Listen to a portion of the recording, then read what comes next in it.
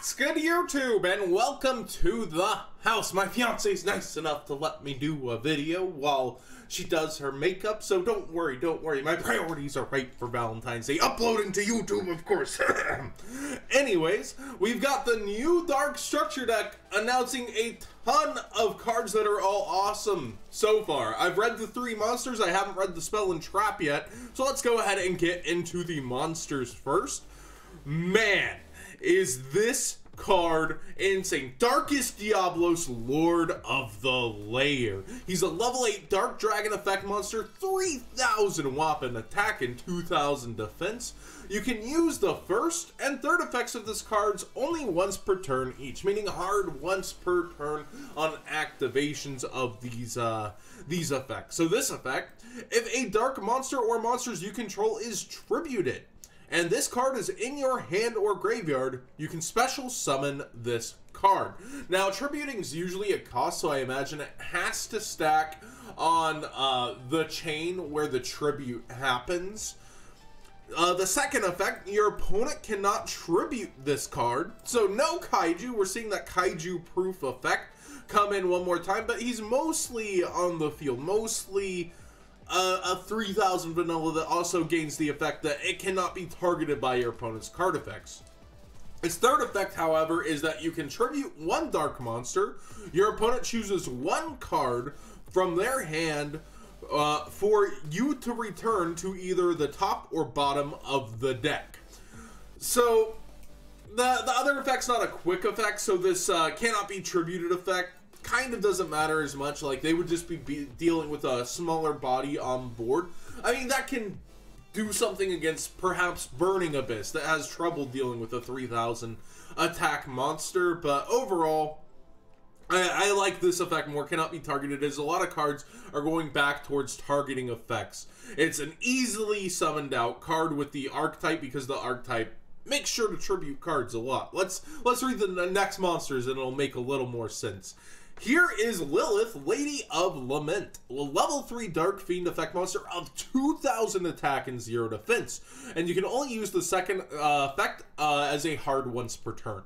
If this card was normal summoned, its original attack becomes 1000, so that kind of explains her beefy stats.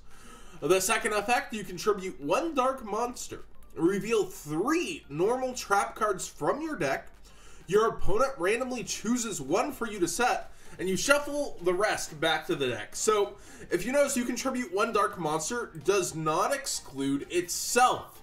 I really like how these cards work, and that they're able to pop themselves, and then you can summon out Diabolos, and you get any trap.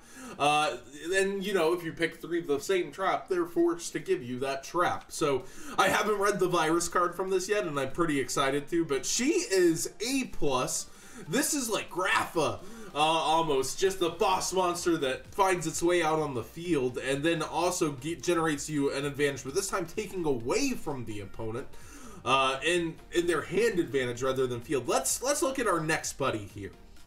So this is Ahrima, King of Wickedness, level 4 Dark Fiend, 1700/0. You can only use the second effect once per turn. First effect, you can discard this card, add a Lair of Darkness from your deck to your hand. Always nice when you can tutor out a, I am assuming that's their field spell. Second effect, you contribute one dark monster, draw one card, or if a dark monster other than this card was tributed to activate this effect, you can add one dark monster with 2000 or more defense from your deck to your hand instead of drawing.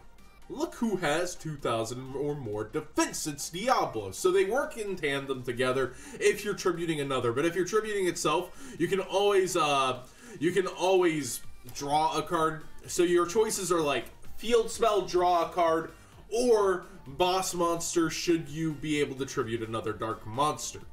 I wish it kind of had a way to special summon itself in order to work with another dark monster that way, but I suppose there's plenty of dark monsters that'll find their way onto the board without him like summoning themselves first. Next we have Lair of Darkness. Ooh, I'm excited to read this. Their field spell.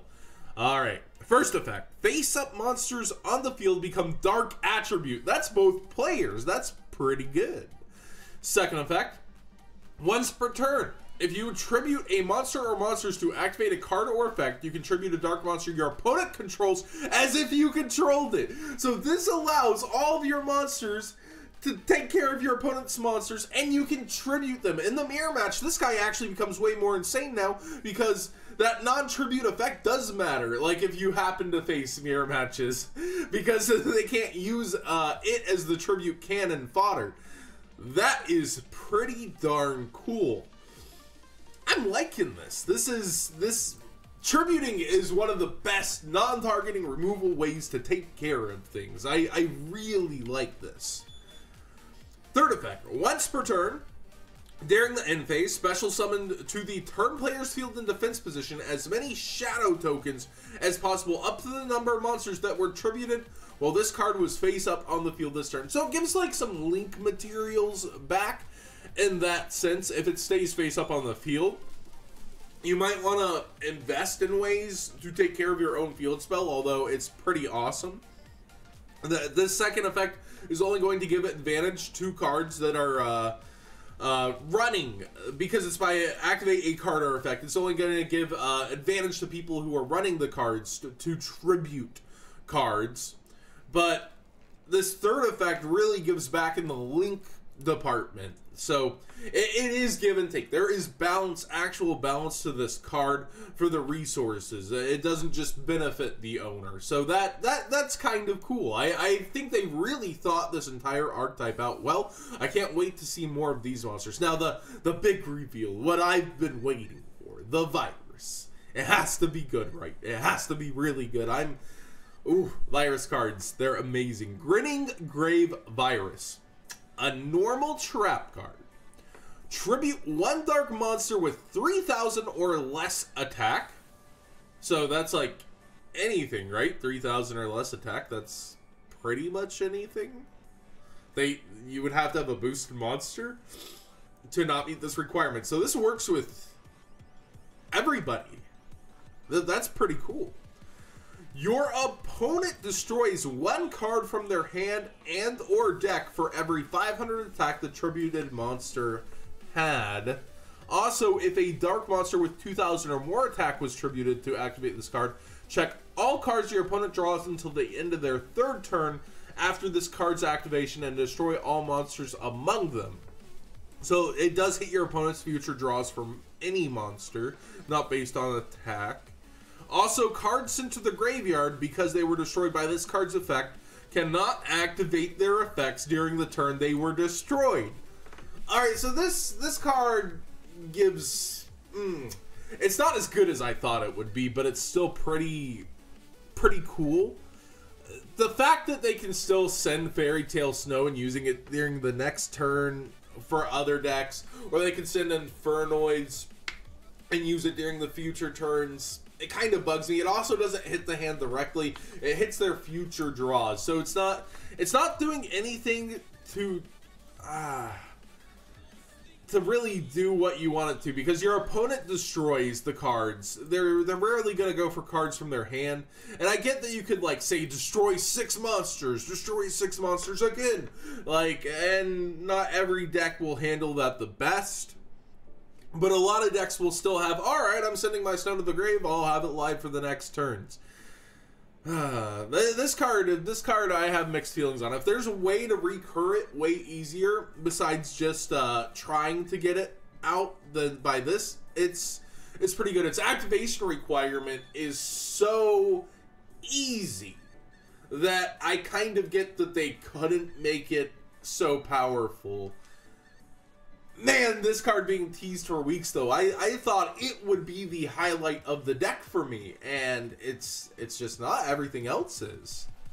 I'm trying to find the limelight of this trap card. If you in the comment sections down below have like a prepared readiness for this card, let me know.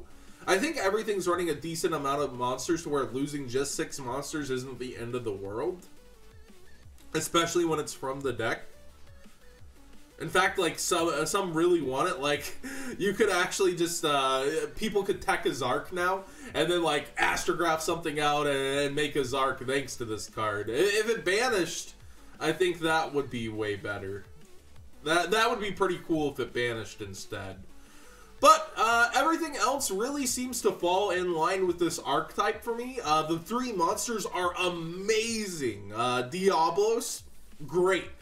Lilith, great. I guess you could bring her out with Tour Guide and she'd be special summoned and she'd be at 2k attack. So that's pretty cool that Tour Guide has like this beefy kind of monster come out like that now. And it's a level 3 to go into rank 3s with her.